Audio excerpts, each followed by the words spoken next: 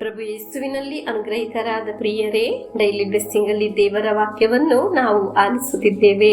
ಬಹಳ ನಿರೀಕ್ಷೆಯಿಂದ, ಸಂತೋಷದಿಂದ ದೇವರ ವಾಕ್ಯವನ್ನು ಸ್ವೀಕರಿಸುವುದು ಒಂದು ದೊಡ್ಡ ಅನುಗ್ರಹಕ್ಕೆ ಕಾರಣವಾಗುತ್ತದೆ.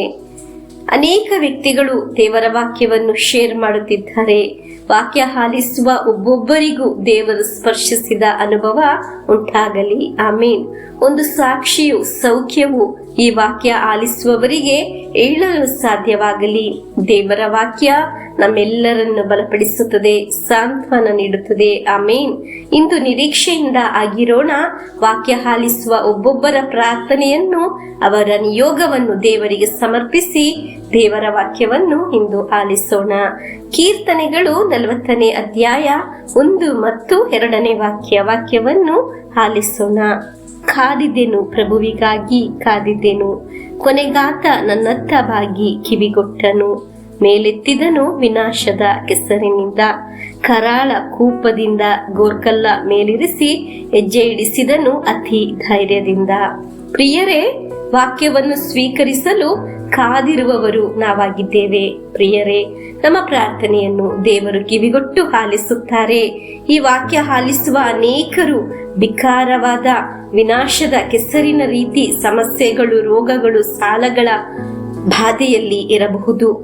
ಯಾವ ಅವಸ್ಥೆಯಾದರೂ ದೇವರು ನಮ್ಮನ್ನು ಆ ಅವಸ್ಥೆಯಿಂದ ಬಿಡುಗಡೆಗೊಳಿಸುತ್ತಾರೆ. ಅಲ್ಲೆಲೂಯಾ. ಪ್ರಿಯರೇ, ನಾವು ದೇವರನ್ನು, ದೇವರ ವಾಕ್ಯವನ್ನು ಕಾಯುವಾಗ ನಾವು ಇಂದಿನ ಕೊಳೆತ ಅವಸ್ಥೆಯಿನಿಂದ, ವಿನಾಶದ ಕೆಸರಿನಿಂದ ಮೇಲೆತ್ತಿ ಕಲ್ಲಿನ ಮೇಲೆ ನಮ್ಮನ್ನು, ನಮ್ಮ ಕಾಲನ್ನು ದೃಢಪಡಿಸುವ ಒಳ್ಳೆಯ ದೇವರು ನಮಗಿದ್ದಾರೆ. ಹಲ್ಲೆಲೂಯಾ. ಆಮೇನ್. ದೇವರನ್ನು ಕಾಯುವವರೇ, ದೇವರು ಇಂದಿನ ನಿಮ್ಮ ಎಲ್ಲಾ ಸಮಸ್ಯೆಯಿಂದ ಬಿಡುಗಡೆ ನೀಡಿ, ಸುಖ, ಶಾಂತಿ, ಸಮಾಧಾನ ನೀಡಿ, ಕೃಪೆಯಿಂದ ತುಂಬಿಸಿ ಸುರಕ್ಷಿತವಾಗಿಸುತ್ತಾರೆ. ಆಮೇನ್. ನಮಗೆ ನಿರೀಕ್ಷೆಯಿಂದ, ಪ್ರಾರ್ಥನೆಯಿಂದ ಆಗಿರೋಣ. ಪ್ರಭು ಯೇಸುವಿನ ಆಶೀರ್ವಾದವನ್ನು ಸ್ವೀಕರಿಸೋಣ. ನಮ್ಮ ಪ್ರಭು ಯೇಸು ಕ್ರಿಸ್ತರ ವರಪ್ರಸಾದವು, ದೇವರ ಪ್ರೀತಿಯು, ಪವಿತ್ರಾತ್ಮರ ಅನ್ಯೋನ್ಯತೆಯು ನಿಮ್ಮೊಡನ ಇರಲಿ.